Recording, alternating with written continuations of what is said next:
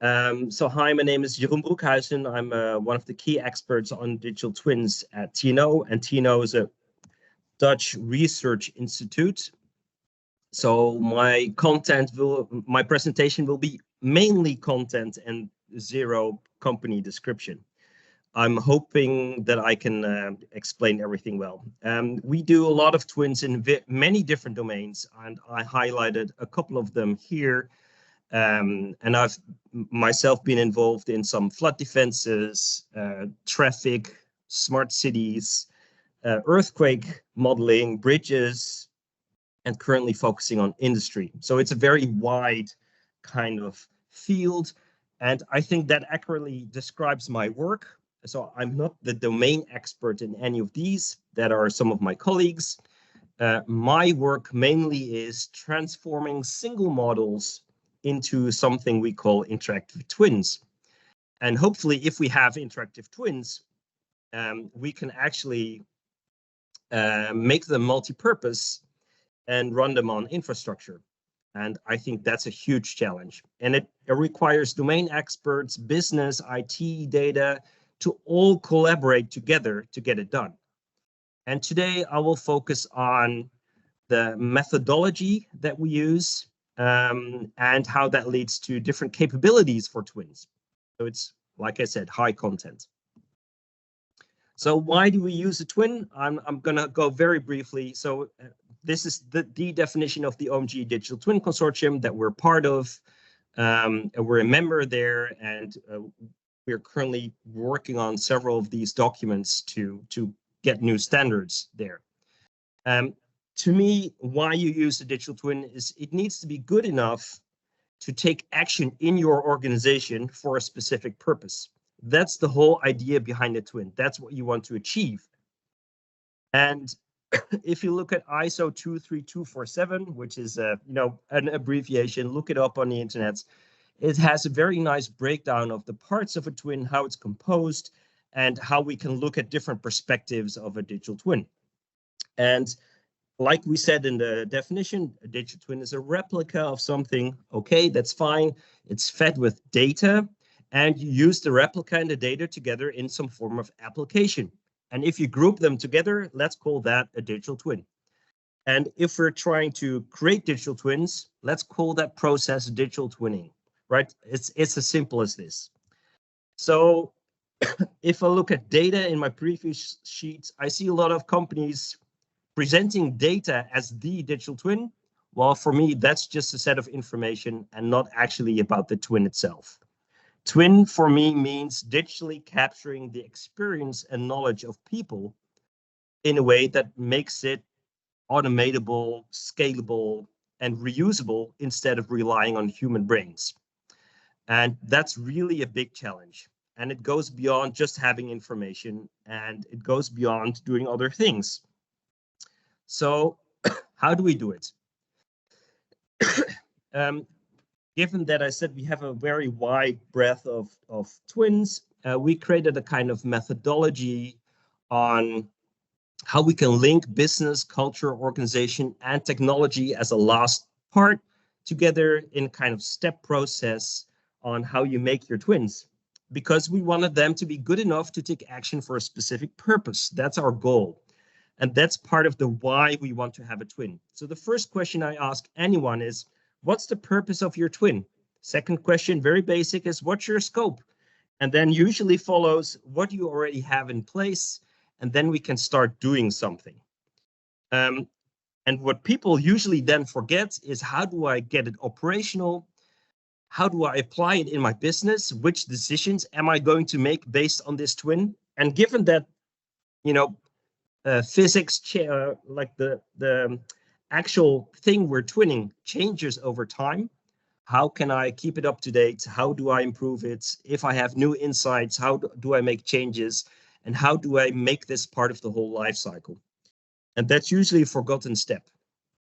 So just as an example, this is one of the twins we did with IMEC, which is the Belgian Research Institute for the city of Antwerp. This is already years ago. So we made this 3D environment, which is very nice. But a 3D environment isn't a twin. It's just a large pile of data that's visualized. So we made models on mobility, air quality, pollution, noise, living conditions, city developments. But then the question is, what's the purpose of this twin? It's all nice scientifically, but what's the purpose of this twin? It's to make municipalities, enable them to make decisions that are informed, and then suddenly people start to stutter. Which decisions are they going to make? How do you measure if their decisions are actually correct?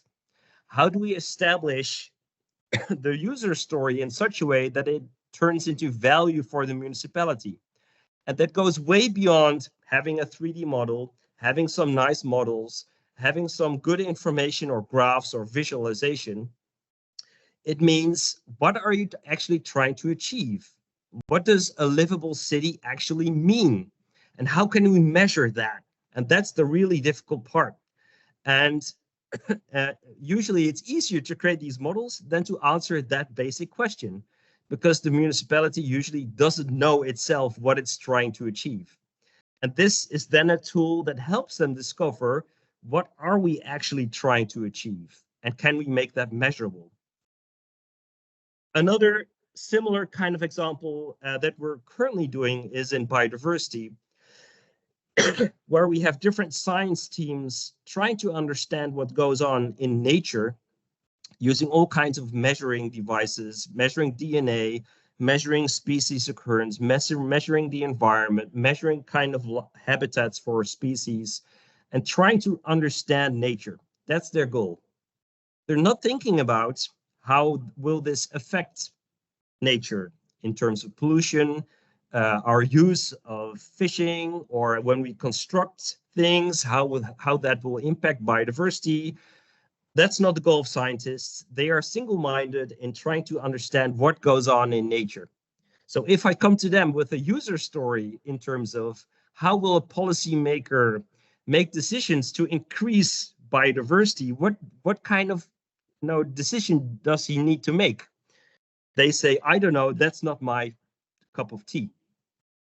So it's very hard to link these two cycles together. And then we discovered that these 7 steps are very good as a talking points to get this conversation going. But even having like this predictive twin notion or prescriptive twin ideas, they couldn't fathom this. So we decided, can we create baby steps? So in science, they usually have some scientific model, which is, let's call it a one-person twin, something that lives on a PC of a researcher. It works, right? It has some answers. You can write a paper, but it's not something a policymaker can touch or do something with. So how do we get there? And who is going to need to change into what? And then coming back to these business, domain experts, IT experts, and data experts, what do they need to do to progress to the right and actually maybe achieve this interactive twin? So we created a kind of a guide, and this is just the summary, right? Each of these cells have, let's say, detailed steps on with examples and how we could do it, but then I could talk for an entire day and not be done. But the idea is, given these different roles in the organization that need to collaborate to make the twin happen, how do we go from this scientific model on the left to this interactive twin on the right? And can we somehow make them understand what actually needs to happen? And just as some simple examples, if you didn't make, I'm going to hover my mouse. So if you want to go from this self-run executable and make it reusable, it needs to become modular and scriptable, and it needs to separate your input and output configuration files and your data. And data needs to be actually based on APIs coming from somewhere. And hopefully then you can deploy it in the cloud and make it scalable, so that instead of on one PC, you can now run it on multiple GPUs for real-time calculations. That are really big leaps for these scientists moving toward this interactive twin. So can we flesh out this kind of, let's say, use case guide that companies can then take and say, I want to also progress to the right. What do I need to do? And can provide like a manual. So that's one of the research parts that we're looking into currently for the biodiversity project. So that's just what I wanted to share. And for me, that means twinning is a choice, not a product. I think you all know this, but it's a new way of working, thinking, and applying this in your business. And it's not about applying technology. That's the last step of everything.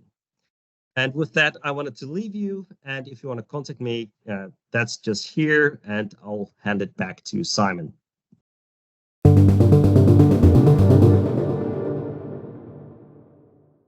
So our first question here is coupling digital twins, direct data coupling or indirect application of output for one as regards impact on another. Do you see a way through? I have run data coupled iterating digital twins, but within one area. Our work on IEE SA 2784 Smart EC standards emphasizes coupling. All right, so I think this is an interesting question. It's a challenge. I see a lot. Let me make an example that I know, right? I'm not the smart city that's my colleagues doing that work. But for example, I'm part of the Destination Earth work in Europe, and there is something called atmosphere model, like to predict the weather, right? But it's heavily dependent on the ocean model. Because that will direct water vapor and flows, and that vaporizes and goes into the atmosphere. So there's a tight coupling between the ocean model and the weather model, and they interact with each other. And if you want to have a proper weather prediction, you need to have both and simulate both, and that's really difficult, because it involves all kinds of physics, time steps, numeric analysis, and it's very slow calculations because of this interdependency. That's just the way it is. We haven't solved that part of physics yet, I would say. But there is frameworks like HLA, which is, I think, 25 years old already, just doing this part for a very long time. And it's worked so far. There's new standards, nothing new. It's just a lot of work to get it going. And the interesting part is, and I think that's a new field where you see this a lot in physics calculations. Where do I decouple?